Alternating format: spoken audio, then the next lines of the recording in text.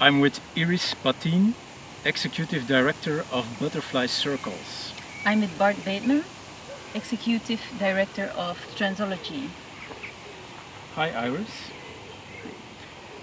I've been following your work for a long time, and if I understand correctly, you are an inaugurated priestess, and that is for a long time. Mm-hmm. Okay.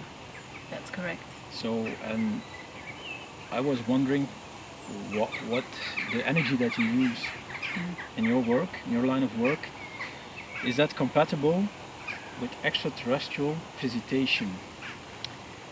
In fact, that's a really deep question to begin with, to be honest. I didn't expect that question right away. So, but I can tell you that it has a lot to do with extraterrestrials. But in the first place, it's a work that exists from centuries and centuries. It's deep female work. And you know, when you are working in the realm of spirituality, you surely will encounter some extraterrestrials. That's always the case. And how do you anticipate these procedures? How do you see them coming into your circle, into your line of work, your energy? Yes, they have a certain frequency. They exist in a certain frequency, and they can modify the frequencies. Mm-hmm. So we as humans, we have these tools as well, but it's really in the mystery schools that they've done that. Mm-hmm. So as the alchemy here in Europe, we couldn't do it anymore because you would be at the they would put you at the burn stake. They would burn you because that was very, very sacred work, and you have to know that for centuries and centuries that female arts have been oppressed, suppressed. So yeah, I lost your question. I'm so sorry. I think you answered. All right, so that's good. Okay. Thank you. So next to your priestesshood, you are a singer. You're Yes, a I am. professional singer. Yes, I am. I've heard you sing, so I was really flattered by you. your work. Mm-hmm. Now, singing is sound, is vibration, is hertz, frequency. And as you know, Transology uses frequency to contact extraterrestrial beings. Wow, is that so? That is so. Yeah. How do you do that? We work with tools. We have technical equipment. Basically, it's producing frequencies, and we transmit them through a boombox, through walkie-talkies. Wow. Yeah, and that's amazing. And they go 17 kilometers into the air, and we are trying to reach the 5th dimension. Wow. How do you do it? Do you work with the brain waves? Yes. So that's the non-technical side of it. All right. That is the coherent thought sequencing. Yes. CTS in terms of ufologists or skywatchers. It's CTS. It's pronounced CTS. And we set a group out, and they have to align all the brainwaves together in a sort of meditation. Wow, beautiful. And I know you're familiar with that process. I am. And then we need to sing. You sing as well. We sing the Om sounds. Beautiful. Yes. And we produce frequencies through technical equipment as well to attract visitors from the stars. Wow, that's amazing. Yeah. This is, your work is literally very aligned with my work, as I work with frequencies all the time, as I am next to being priestess, a sound healer. So I've been for more than 25 years working in the frequencies. So, and what we do is we produce sound so that we attract the spiritual world. So you have to know, in a lot of tribal societies, they work with sound and music. So it's unbelievable. So is it so that when you work in these circles together with your team that you attract can you really observe it, and can you see changes in nature? Can you see them coming in? Yes. Can you tell me something about that? The term is high strangeness. All so right. we have high strangeness. We detect high All right, strangeness. yeah. That's our job. Beautiful. So that can be animals, Mhm. surrounding animals. So if we hear dogs barking from farmers Yeah, in the right. vicinity, Wow. and most people wouldn't notice that. They would say, okay, it's a dog barking. But if the animal is making sounds for a long time, let's say the period when we are sky watching, then something odd is happening. Yes. And that is the high strangeness. That is one of Beautiful. the parts of high strangeness. The other side is you could have lightning from the sky. Yes. You could have sudden rain, Yeah. clouds that are opening All above right. the group. Yeah. All these things are happening. And then we could have flashes in the night sky next to the stars. We could have fast walkers. That is basically a star that is, it's not visible, it's like a star, but it's a ship, of course. And it comes in very fast, Yeah. like this, and then it takes a U-turn and goes back up. Beautiful. Yeah. That's them That's saying crazy. goodbye. Sorry, goodbye. That's crazy. Hello. Yeah. Yeah. Hello. That's them saying hello. Goodness. You have slow walkers also. That's like a satellite coming in, stopping, or making a pattern. Oh, good. If it's in one line, if they fly in one line, then we have to check that. It could be an airplane, it could be a satellite, it could be the ISS, International Space course. Station, Yeah. and that's from west to east. Mhm. So we check all these things, and we use also the walkie-talkies to make contact with the airplanes. Now we are allowed to do that because we Wow. are officially capacitated. Oh, that's really nice. Yeah. But there are also dangers in the field, like we work with laser lights, and we cannot attract airplanes like that. We cannot use it Yeah, on of airplanes. course, no. Yeah. It could blind the Understand pilot that, yeah. temporarily, Of course. and it could cause accidents. So we Yeah. have to be careful. So sky watching Understand. is really, you have to know what you're doing. Yeah, of course. But the high strangeness can go far. At one point we had equipment that was reprogramming itself, Oh gosh, Out of the that's blue. amazing. That's interesting. and you have to notice that. So you think that the extraterrestrials are interfering with your sound equipment? Yes, definitely. All right. Yes. They use, I will explain, and I will give an example. At one point we heard a song, a French song, through the walkie-talkies All right. after CTS. What song was that? And I'm not really sure, it was like a slugger song or something, very Right. stupid really. Yeah, yeah, yeah. Wow. But we thought it was important because we just had the CTS, the cloud was open, Yeah. the clouds were opening, we saw Wow. the stars, Yeah. and we had a light coming in. Mm-hmm. Then we had the walkie-talkie, it was activating, and we had that song.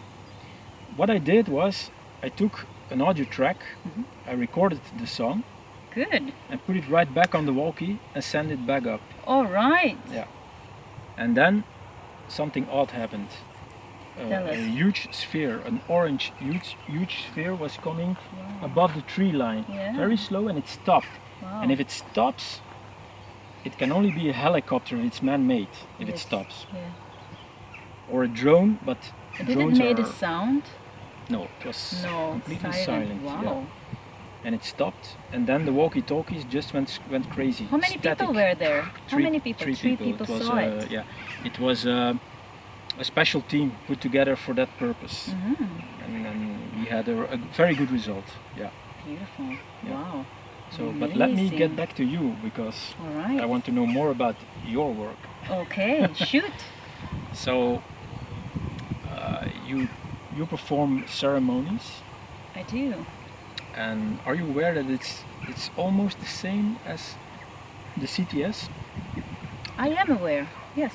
And then we have the ESP, that's the extrasensory perception. That is like basically you have your aura field next to you, Yeah. and we go with our heart frequency, we choose which frequency we use. We have our mind antenna, and we go into the aura field, Yeah. and we make contact with the cosmic field through that energy because it's aligned. And that way we can perform remote viewings. Yes.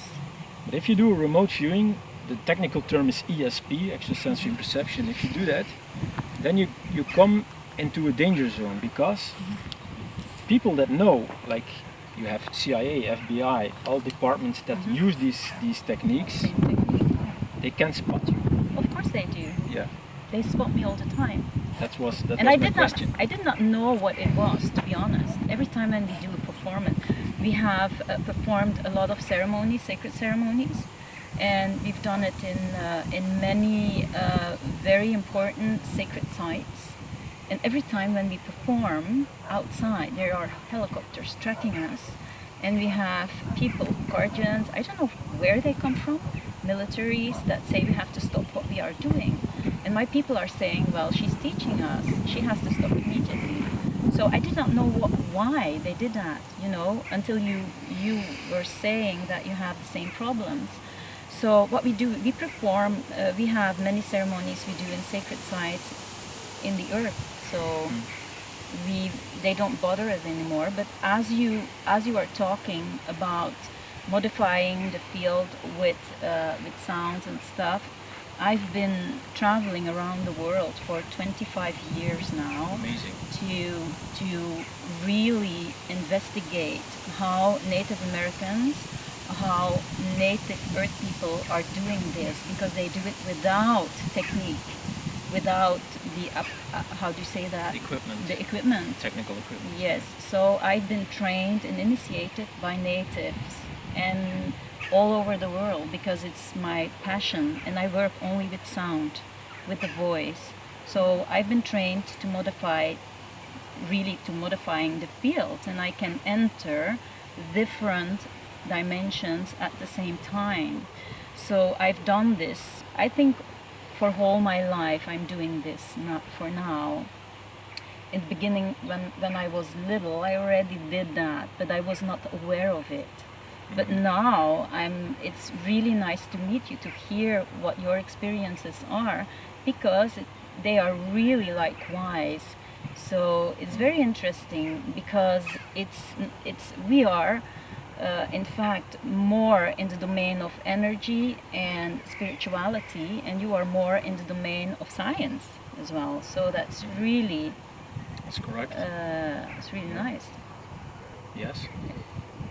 Thank you for the... Yes, because you know, it's like when you say there are lightnings, there are opening of the sky, everything is the same. We have the biggest ceremonies, we have the rainbows, and everybody's laughing because my name is Iris. Arco de Iris is the name in Spanish of rainbow, and it's like every time they are showing different types. But you are working with extraterrestrials, I'm working with spirits, you know, and maybe we should think about it. Maybe it's the same. Well, I can give you a heads up on that. So we are part of an international network. Yeah.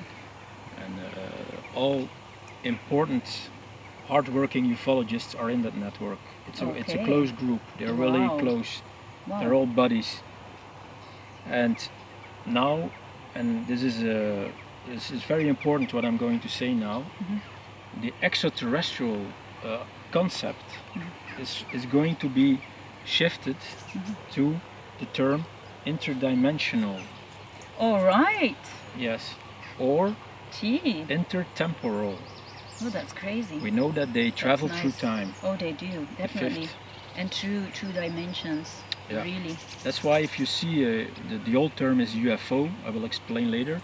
If you see a ship coming in, it can fade out. Oh, yes, it can. Yeah, and I that's know. the frequency of the Yeah. dimension Yeah, that they use. They can blimp away, yeah, you can blimp in, yeah. and they hover like this because they are always aligning to the Earth's magnetic field, the electromagnetic field. Yeah, That's yeah, why yeah. they hobble like this. Yeah. So if you see a ship like this coming in and it's standing still, Yeah, it could be man-made. all right. It's very important. Yeah, We have good. to check that. Yeah. So, but if it's hovering, something else is happening. How many people are doing this in Belgium? Well, Belgium, we used to have SOBAPS, the organization. Yes. SOBAPS is not really operative at this time, but they were very important during the time of the Belgian UFO wave or flap Yeah. in the 1990s. Yeah. with the gendarmerie, Wilfried de Brouwer, that opened the dossier, and he was closely working with SOBAPs, with ufologists. That's really something in the world of ufology, because in Right. most countries the officials are never working with ufologists. So Okay. Belgians were the first. Good. So, Yes. but Good now, job. thank you. But now it's us. It's Transology, Right. and the correct term is BUFON, the Belgian UFO Network, and we are with a team of 5 to 6 people on the field most of the time. And that's enough, because I see people around the world that are taking up to 30 people in a group Oh. to do a skywatch, to Yeah. perform it. That's not good. You have too many, how can I explain, too many vibes that are not welcome, because if one person in that group is not ready Oh, right. Yeah. to center and Absolutely. to feel relaxed, Yes, it is. you have a disturbance. Of course. Yeah. So that is That's not good. the way to do it. I Yeah. recommend small groups, Yes. Good. and train your group to really adjust on each other, to really make that click, to really Good. it's like a tribe, a family, Yes. and we work in sequences. So a lot of people ask me this, I want to go into the field with you, Bart, and I want to see a UFO. Ah. I say it's not going to happen. No. Sorry, you can come with us. Good. You will sit there the whole Yeah, yeah, evening, yeah. and you Wow. will perhaps experience some high strangeness, and that's Yes. it. Yeah. You need sequences. Yeah. Good. It's like working with animals. When will if you attract a horse, when will it come to you? You understand? You have to do some work in front of it, Yes. in front of the Preparing. preparing. That was the You word have I'm to searching for. initiate Yeah. your people as well, of course. Yeah. And so a close group is very important, because Yeah. it's an antenna on itself. Yes. Beautiful. Yeah. Yeah. I Well. don't know if I answered your Yes, you question did. correct. Thank you very much. Okay. So I'm thinking perhaps I have some more questions for you, Yes. because you're an amazing woman, Iris. Thank you. And I've been following you for several years now. And the first time I saw you was at an art exhibition, Yes. and you were singing there. Yeah. And I was looking at the performance, and I thought to myself, she's making contact. That's not just singing, it's Yeah. deeper, more levels attached to it. So that's when you caught my eye. Dang, that's correct. Not many people see that. Because, of course, I have a subgroup that was born out of butterfly circles. In butterfly circles, I give teachings and I give trainings for sound healers and for priestesses. And Pleiades is the name of the group, is in fact a group that is aligned with the Pleiadians. And they are, you can say they are extraterrestrials. And we are singing with them, so to bring balance. Every time when we come together, we just tune in that energy field, because it's a really huge energy field. And then we sing it into the earth. And it doesn't matter where we are singing. It can be in nature, it can be in hospitals, it can be in big festivals, it can be everywhere. But I'm a direct channel, always been. And the only thing I do is I tune in on that frequencies. And these are specific techniques that I use from tribal members that they learned me. So I have these techniques, and I have my priestesses around me, because we are seven, of course, the 7 sisters like the Pleiades. And I tune in and I hear the music. They play the music for me. I can hear in the other dimension the music, and I pick it up and I just transform it here. And it's really, I love it. Yeah. I love it to do it. But of course, it's not. Many people think it's woo-woo, you know. But in fact, it's science. It will be science within a few years. They Sure. will say, dang, because there are already apertures that can they will cap the other dimensions, like the trees they have. Do you know they sing? The trees sing. I can hear them singing, and I can sing with my trees.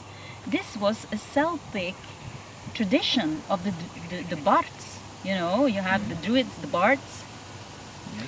and the bards. They had this tradition, and the priestesses. They had this tradition to tap into other dimensions, and then just bring it out in this third dimension.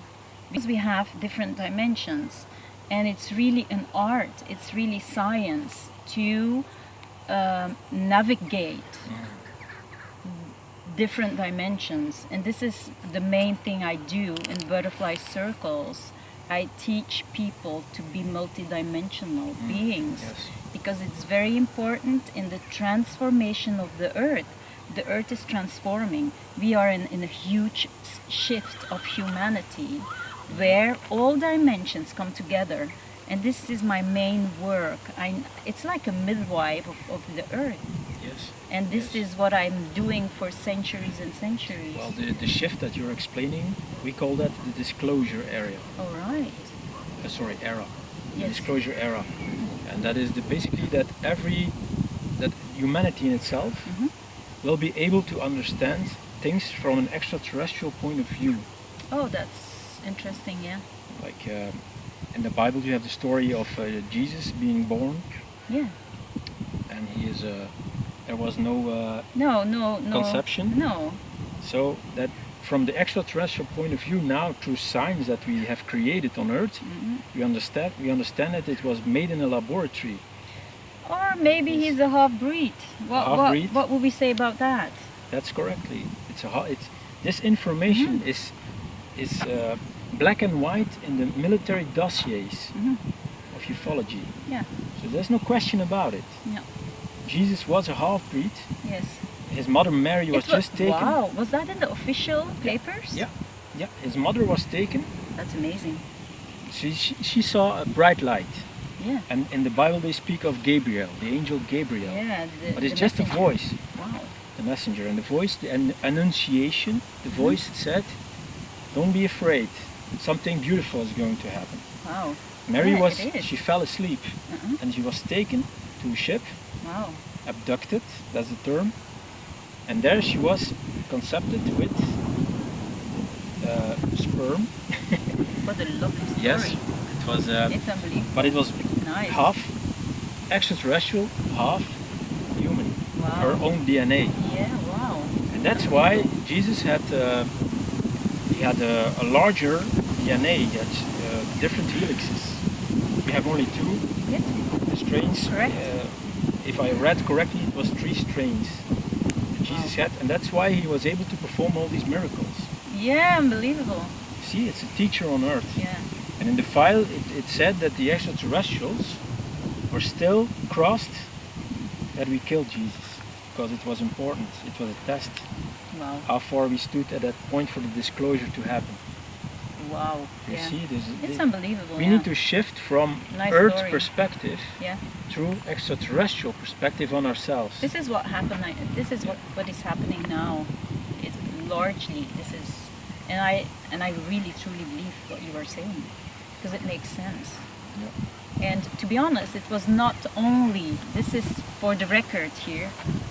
As a priestess, I have to correct you a little bit.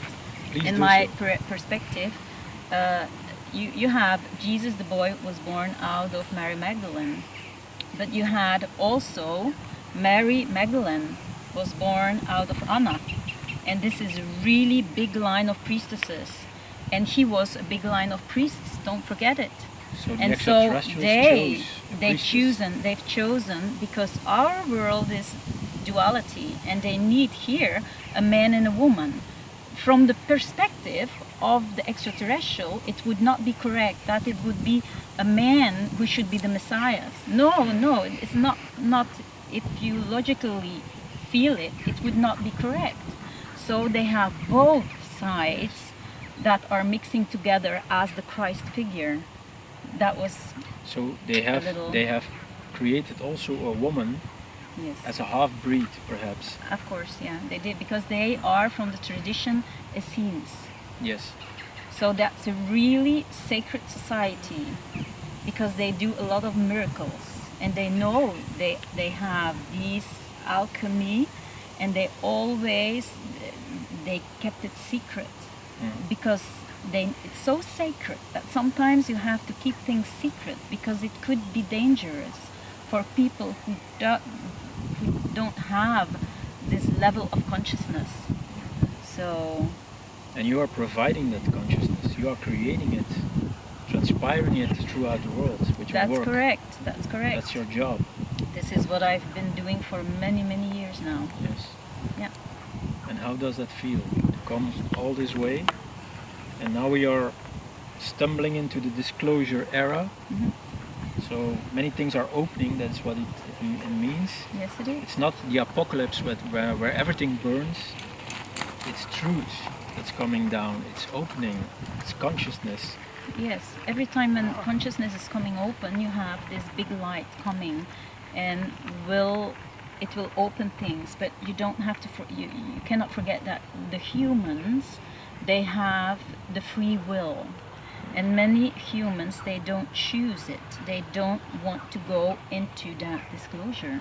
So there will be many people who left behind, but I see it as a very big disclosure that's happening now on this moment that we are speaking. And in native terms, we feel that the earth has already shifted her poles, because you can see it in temples, because it will be the solstice soon.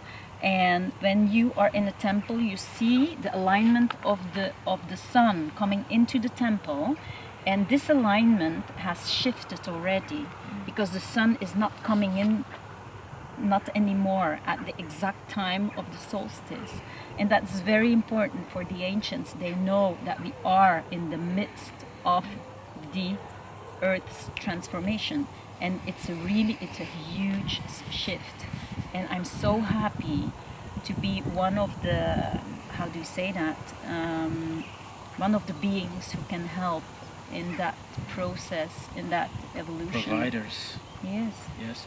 You say transformation and shift. That's the term Transology is based on transformation. Yeah, butterfly circles. Butterfly is all about cocoon, coming into that flying butterfly. Yes. And you talk about Native Americans. You had obviously you had teachings from them. I have had a lot of teachings from native people. Yes. And even from my grandmother. Throughout the dossier, the files, UFO files, I'm really not allowed to say UFO anymore. I have to say UAP, but it's a bit difficult.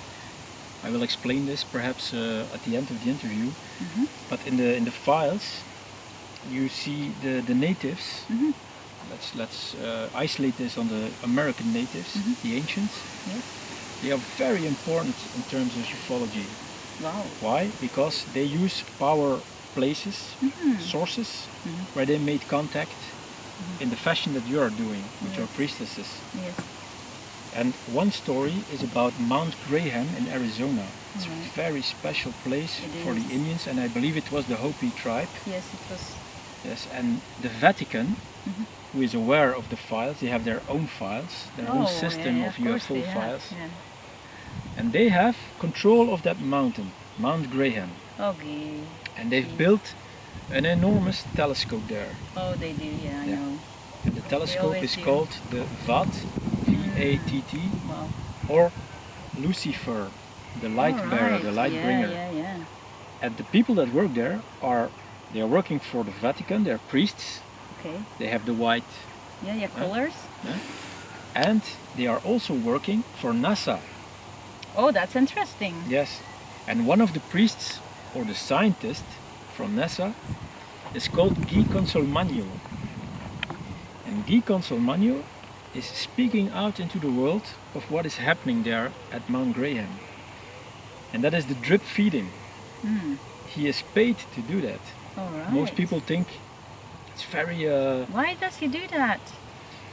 Why? It's because the Vatican, they know that it's going to happen. Disclosure is imminent. It's happening. So if they want to have any part in the future powers at Earth, in Earth, the system, they have to talk about this. They have to anticipate the coming of the extraterrestrials in larger fashions Wow. than they are doing now. So at one point they will have to say the Bible is true and the Vedas is true and all these religions are true from one point of view, Yeah. but you have to read them differently. You have to conclude them differently than we are doing now, because now they are power tools to keep power to themselves. Yeah. But in the future, this will change. Oh, it will change. And Totally. they fear that. Totally, because written words are like, they are keeping the square. They are keeping, in fact, all the information. They kept it. It's controllable, you know. Yes. But the information that is coming now, it will deny everything what we've seen. Everything will change because it's the new world. So we will have new laws. We have new. How do you say it? You have the laws and the rules, the nature laws and rules are changing. As soon as the earth is shifting her poles, nothing is the same anymore. And many people feel it in their bodies. The chakra system is very in chaos now. Many people are in chaos now. And this is what is happening. And I'm so thrilled that, you know, in your perspective and in my perspective, you know, it's like science meets with spirituality. And this was in the olden times always that we work together on these subjects. It's very important that we see the things differently from another point of view. Not only science only, not only spirituality, but that we can work together. And as we are in that disclosure, one of the, in my perspective, is very important that we acknowledge again all these native people and that we go and interview them, because they have a lot of knowledge that has to be, they know things that we should know now, in this moment of speaking. That's why the Coggies, it was 2 years ago, I guess, that they came to Belgium and they say, we need to speak to you. And I had a group of many people. We did a huge ceremony, I think 70 people who were already in that consciousness, and it was amazing. These people are working every day on this moment of disclosure. And it's, for me, I'm very thrilled. Yes, and you're part of that. And you too. Yes. And that's really nice. Yes. That was interesting. What I want to give as perhaps the end of the interview, yes, is that terminology is very important, because there are powers that control the entire truth behind spirituality and behind ufology and all these things. I say they are holding it, and I mean the public opinion. They are always working with a balance. What does the public opinion know? What can they take? Yes. What is possible for them to know, to take and in. vice versa. Yes. And these powers, and I'm talking about military-industrial complex, intelligence, you name it. These powers, they work with terminology, and that's like magical words. Yeah, of course, it's alchemy. Yeah, and the army, they created, that was Project Blue Book in America, they created the term UFO, they coined that term. All right. Unidentified flying object. Yeah. But now they use UAP, unidentified aerial phenomenon. All right. Yes, and that has a purpose. Okay. The terminology, it's part of the drip feeding. If they, like the Navy now, they are disclosing files, they are disclosing images, many footage, yes, it's unbelievable, of foreign, unidentified aerial phenomenon.